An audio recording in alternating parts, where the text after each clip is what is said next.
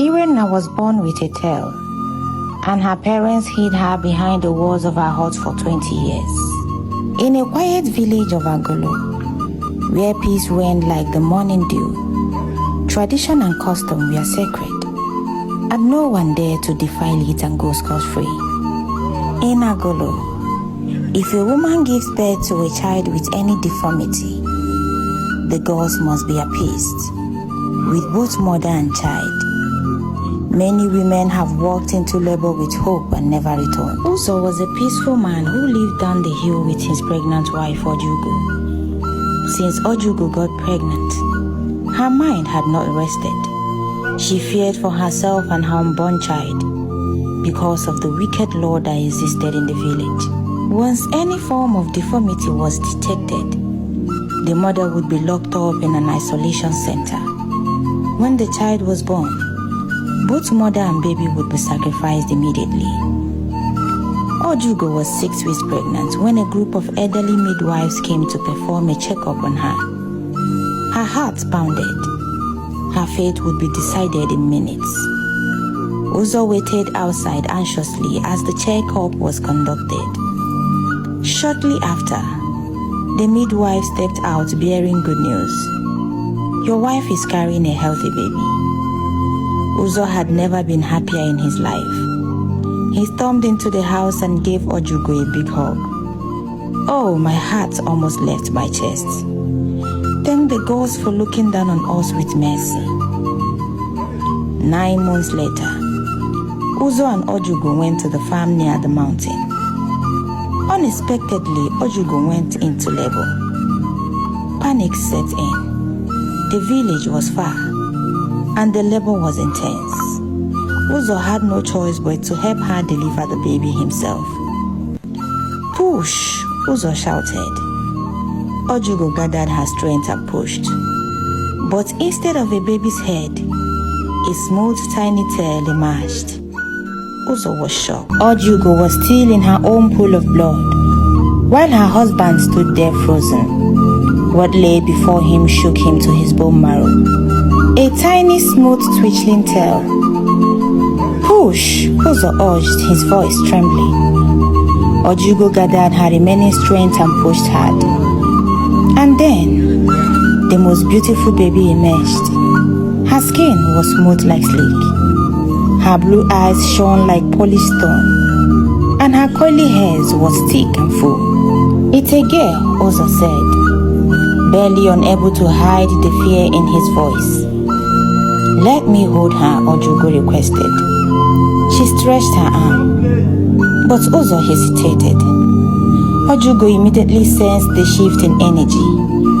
Let me hold my baby, she repeated, her voice now trembling. She's different, Uzo whispered, shaking. But I won't let them kill you. I won't let them kill you or our baby. We must act fast before anyone sees us. Agulu took one look at the baby and felt her breath shorten. She couldn't cry anymore. She knew the consequences. In Agulu, a child born deformed was deemed an abomination, one destined for sacrifice. And her mother, she would be taken too. Quickly, Uzo covered the baby in clothes, wiping her clean with trembling hands.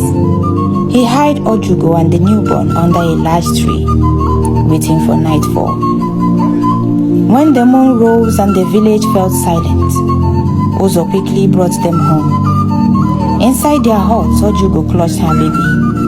In silence, tears filled her eyes. What are we going to do? She whispered. You can't let them kill me or our baby. As Uzo wrecked his brain for a solution, something struck him. The baby hadn't cried. Not once. It'd been hours, he said slowly. She hasn't cried. Not even once. If she remains silent, then we can hide her and tell the villagers that she died. They both agreed to wait till morning. At dawn, Uzo and Agulu sat before their kinsmen and family, putting on the art of grief. Their eyes swollen as they received comfort from those who had come to mourn. "How did this happen?" one of the elders asked.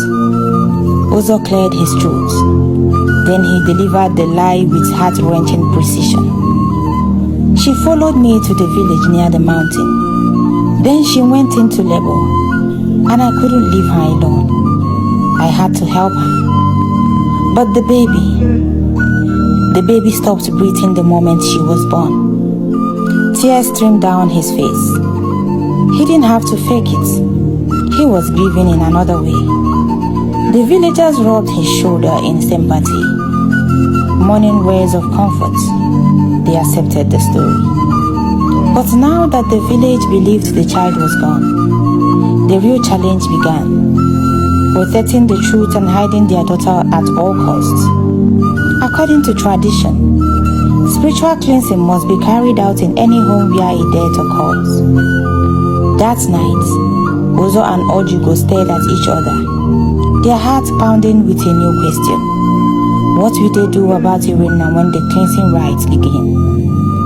"Let's hide her inside the box," Uzo suggested.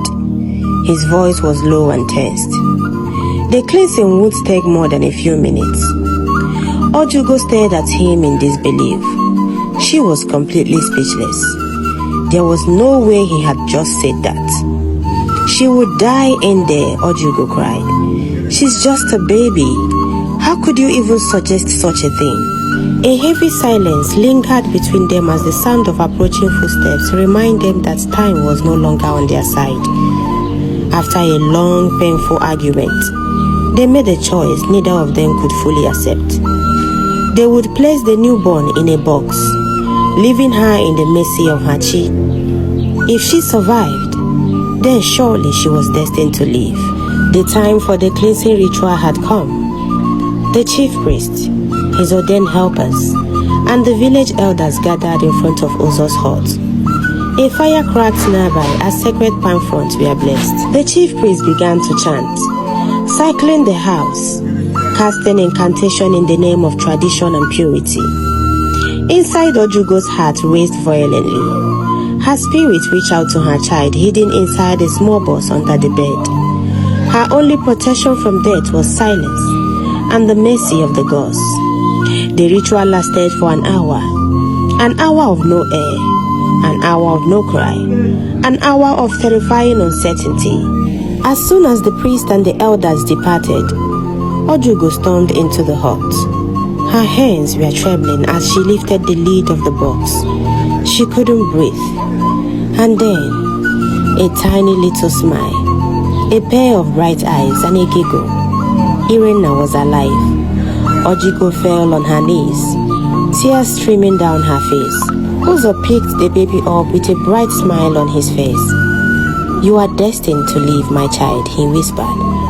"I call you Irenna. It means peace." From that day forward, Uzo and Ojugo dedicated their lives to protecting Irenna. But how long can they hide destiny? 20 years later, Irenna had grown into a stunning young woman, graceful and curious, but bound by invisible chains. She knew the truth of her existence. She knew what would happen if the village ever discovered her secret. She followed her parents' rules carefully. Never step out of the house during the day. Never raise your voice, and never to be seen. But curiosity got the best of her. One night, she approached her father. "Please, Papa," she whispered, "let me walk around the village just once. I want to see the river. I want to feel the breeze, maybe even bathe in it. I won't talk to anyone, I promise." Uzo's face hardened. "It is dangerous, my child. Our custom forbids your kind to live. If anyone sees you, we will all suffer." Irenna nodded, retiring to her room. But the tears betrayed her calm. She looked out the window at the moonlight, the world she'd only known through the stories. "Why?" she cried softly. "Why must I live like this? Why must tradition punish me for being born? This is not the kind of life I want for myself." By morning, the hut was too quiet. Ojugo stayed awake first. Then Uzo followed. They checked the room. Irenna was gone. She was nowhere to be found. Where is Irenna? Ojugo cried. If she gets caught, we are doomed. She and her husband searched every corner of the village. Curious neighbors noticed the distress and began asking questions. But Ojugo forced a smile and replied, "Oh, just a distant relative who went missing." But her voice trembled, and she could feel her lies slipping through the cracks. Uzo suddenly remembered. The river. Irenna had begged me to see the river under the moonlight. He grabbed Ojugo's hand and they took off towards the riverbank. But when they got there, she was nowhere in sight. "Irenna!" Ojugo shouted, her voice echoing across the water, tears streaming down her cheeks. A few villagers nearby turned, confused. "Who is Irenna?" they asked. Ojugo froze. She had slipped, but quickly she gathered herself again and said, "A distant cousin. She just disappeared." They left immediately, avoiding further questions. The search lasted until nightfall.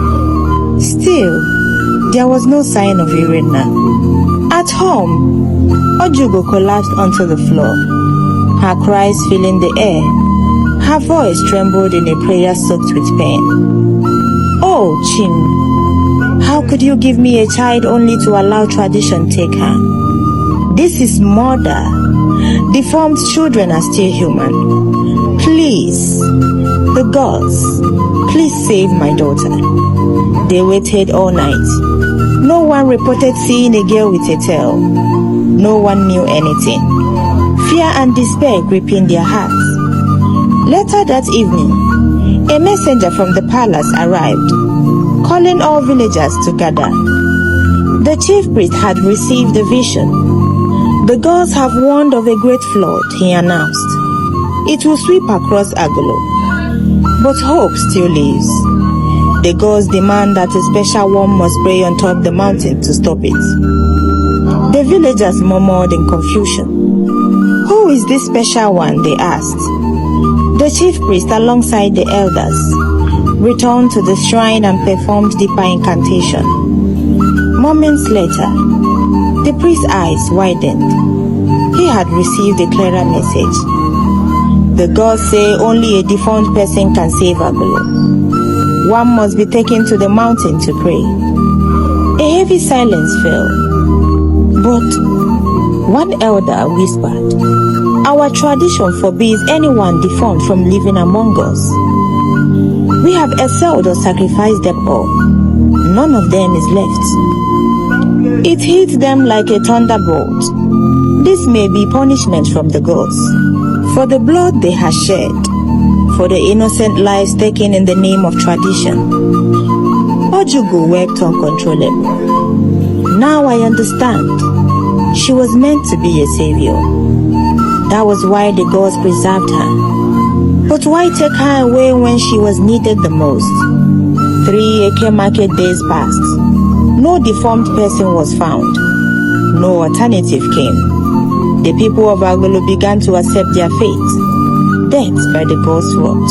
Finally, Uzo and Ojugo rushed to the chief priest, falling on their knees. "Our daughter, she was born with a tail. We hid her. We didn't want her to die. But days ago, she disappeared." The chief priest was stunned. Then a smile broke through his expression. The gods did not make mistakes. The king immediately sent his guards to search every corner of Agulu for the girl, the one who could save them all. But there was no sign of her. Then suddenly, thunder cracked across the sky, and a heavy rain began to fall. Panic swept the village.